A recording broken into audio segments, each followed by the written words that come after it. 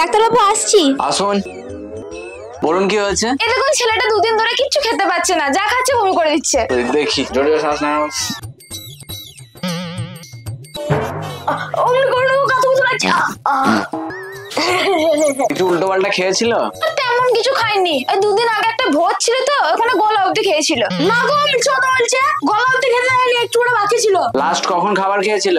রাস্তায় খিদে পেয়েছিল বলে এক পেট ফুচকা খেয়ে নিল। ফুচকা? কি করবো তা, যা খেয়েছে সবই তো বেরিয়ে গেছে, হয় মুখ দিয়ে না হয় কোন দিয়ে। বেশ, আমি কয়েকটা ওষুধ লিখে দিচ্ছি, কটা 1 সপ্তাহ খাওয়াবেন, আর বাইরের খাবার একদম বন্ধ, শুধু সিদ্ধ সিদ্ধ ভাত খাবে। আমি ওইসব খেতে পারবো না, ওষুধও খাবো আবার সে তো ভাতও খাবো নাকি? ও ডাক্তার, আমাকে এমন একটা ওষুধ দাও যেন আমার হাগাটা বন্ধ হয়ে যায়, কারণ বারবার ওই ছেড়ার দিকে তো আমার ভালো লাগছে না। হ্যাঁ, বাকিটা আমি বুঝে নেবো। এই চপ, বেশি কথা বললে ইনজেকশন দিয়ে দেবো।